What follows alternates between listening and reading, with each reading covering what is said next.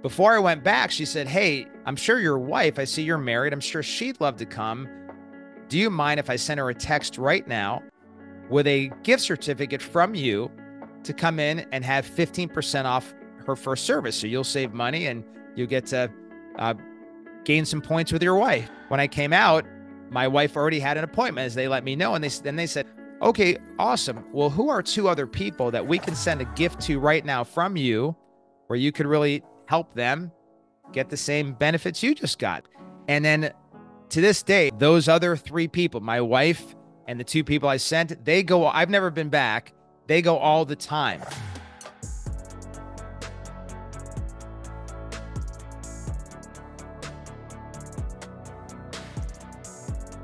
And welcome to a special staff-driven referral experience. That's a great way to put it, because we are really talking about the experience in the office and how that generates referrals, as well as the tactics, the strategies to get there. I want to start with a experience I had recently where there's this local multi-billionaire. So he's a famous billionaire. One of my kids went to school with some of his kids, and it was well known that their cars that these two teenagers drove had been flown in from the Middle East. These were specially equipped vehicles, both worth hundreds of thousands of dollars. And so we all knew they got rich parents. And as we investigated, as us parents will, who are these people? Why do they have so much ridiculous money? Turns out he's a multi-billionaire. He has sold two separate companies, each for over $1 billion, and then started a third. And there's a lot to the story, but I went to this business because I'm like, okay, I want to check this out. What does it look like when a guy that knows how to build $1 billion business opens a company? And so it's actually a med spa. They opened up their first one about a year and a half ago. They now have 36 in that period of time, and they'll be at 52 or 56, something like that, by the end of next year. So just immediately going right to $1 billion again with this new company. So I went into the med spa.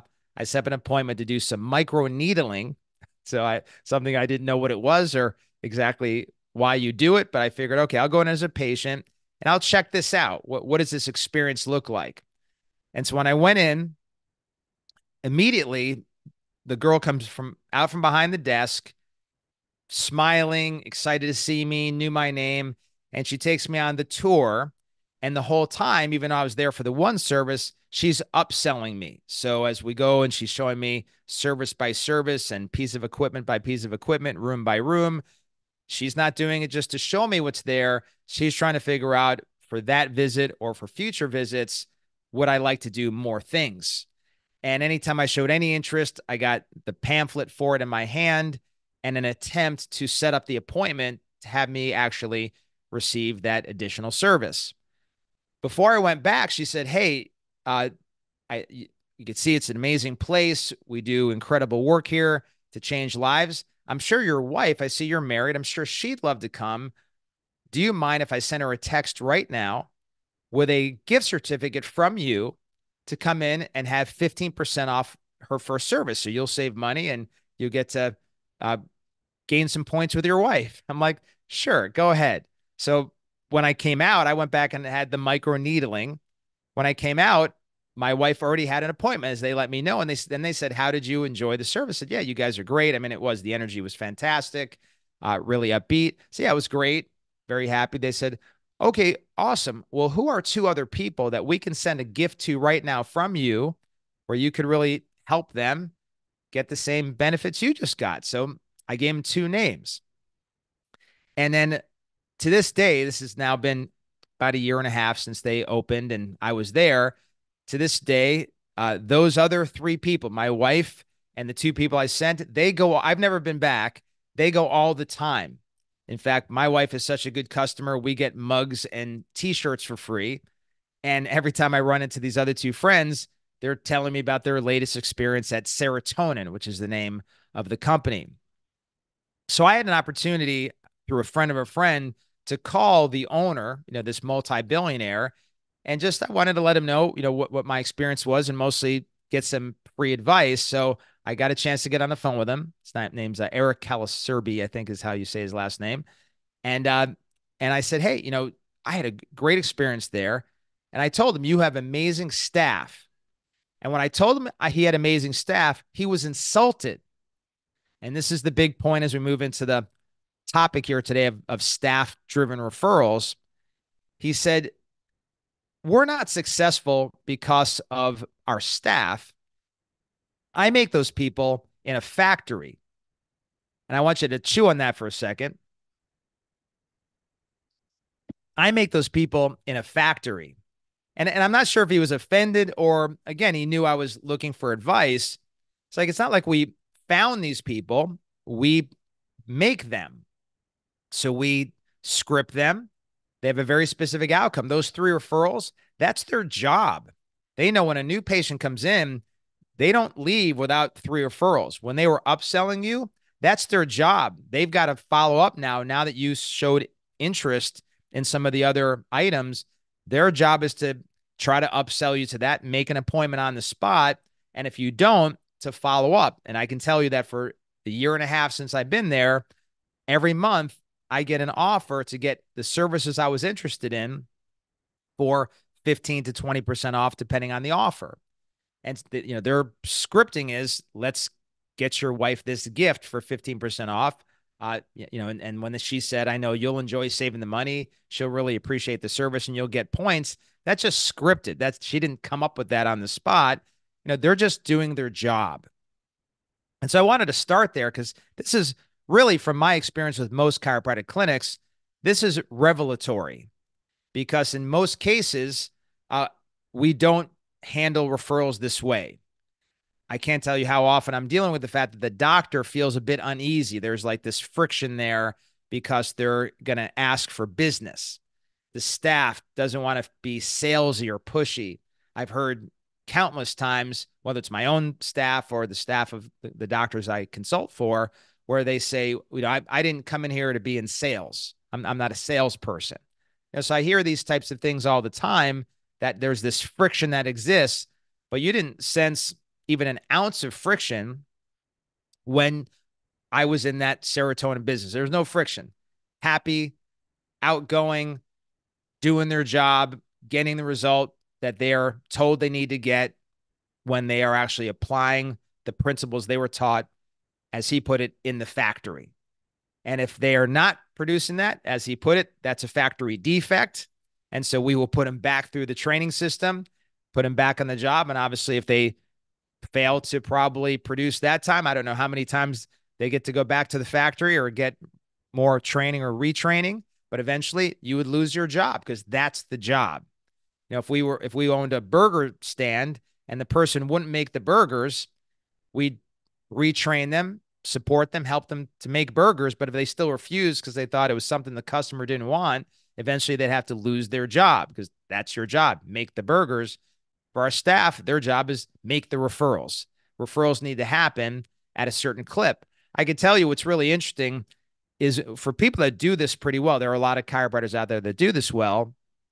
They're getting, for every 100 visits a month they're seeing, they're getting 10 referrals per month as an average. So 10 per 100. So at 200 a week, they're getting 20 referrals a month. At 300 a week, 30 referrals a month. Now, 30 referrals, even 20 referrals a month, that's something I often don't see even with really successful clinics. Clinics seeing hundreds and hundreds a week, not getting 20 to 30. And it really comes down again to, that's just because we didn't make it the job of the team. That's just simply supposed to be their job. I want to get into some details today, but one thing I'll say is this. I mention this to clients all the time, that if you said to me, hey, Dr. Ben, I'm going to hire you, pay you a lot of money, and your job will be referrals. It's all it is. Because obviously, if I can come up there and generate a lot of referrals, I can make you a lot more than you're paying me, no matter how much you're paying me. So if I landed on your shores, I come up there, I'm in Florida, so it's always up there. So I come up to New York or Iowa or Colorado, wherever I come. And let's say you're seeing 200 a week. I could tell you that first week, my commitment will be 40 leads. and a minimum get 20 of them in. So I'm going to be that confident because it's my job. I'm not making burgers. I'm making referrals. That's what you hired me for.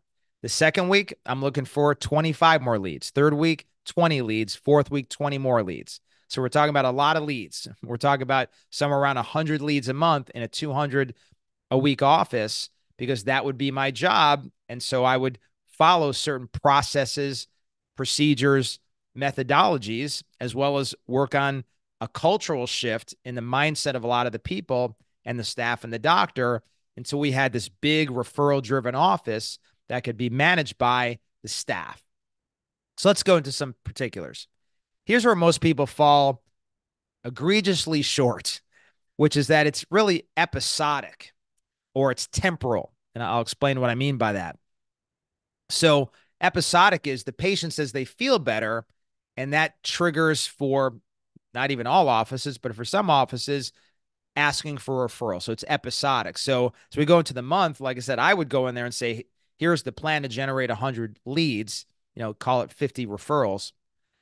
You're just waiting for somebody to say they felt better and then ask for a referral. So if nobody says I felt better the whole month, we may not get a single lead. So episodic, again, that's why that does not work. The next one would be waiting. So when I say temporal, we're waiting for a time where they feel better. And I can tell you the only time in recent history, I kind of lost my cool with a client was I was coaching the associates of a client of mine. And this one guy was aggressively defending why you cannot ask for a referral until the patient said their problem was gone. And the reason it kind of broke me is it flies against the face of everything we're doing. It would kind of be like with a church, that we will not ask you to bring anybody else to church with you, nor will we recommend you even get your kids saved until Jesus has done some sort of miracle in your life. So we would wait until the blind eyes saw, or you had $1 million in the bank, or some other unbelievable thing would occur in your life. Then we'd say, hey, by the way, why don't we bring your kids? So that's kind of crazy. Again, why I got upset. The other one would be like a special event. Like, so at a PAD, we'll ask for referrals. That's again, episodic versus the only way. The only way to do it, it's a method, it's a mission, and it's a system. So like this other clinic I was talking about, it's just their method. When you walk in, this is the method here. This is what we do. We make the burgers and we make the referrals. It's just the method. Secondly, it's a mission. This speaks against certainly waiting until somebody gets well. That we know people are dying out there. They're hurting. They need our help. We can make people's lives better. So who do you know? Let's get their name down. We'll reach out to them right now. We're getting on a regular basis, we're grabbing 2-3 referrals, contacting them right there to get them in, because we're on a mission, not just as a staff, but with the patient. We're on a mission to make the world a better place. Again, it's not temporal, it's eternal. We're on a mission. We are the mission, including the patient. Then finally, it's a system. So everything I went through with that staff was just their system of generating referrals. So we have systems in place. We have what I always say is in their first 12 visits, they should have went through 3 proceduralized events designed to generate a referral. Then finally, on the 12th visit at the re-exam, we tell our people doing the re-exam, our tech CAs or associate doctors, do not leave that room without 2 leads. Because at that point, they've understood the principle of chiropractic. They've seen the reason for getting chiropractic, why everybody needs it. They're now starting to see results. We certainly should have gotten a referral by this time. So that's what I want you to walk away with today. It's method, it's mission, it's a system. Make your office a referral office, an upsell office, just like serotonin, just like Eric's next $1 billion initiative. And we should have a radically different 2024.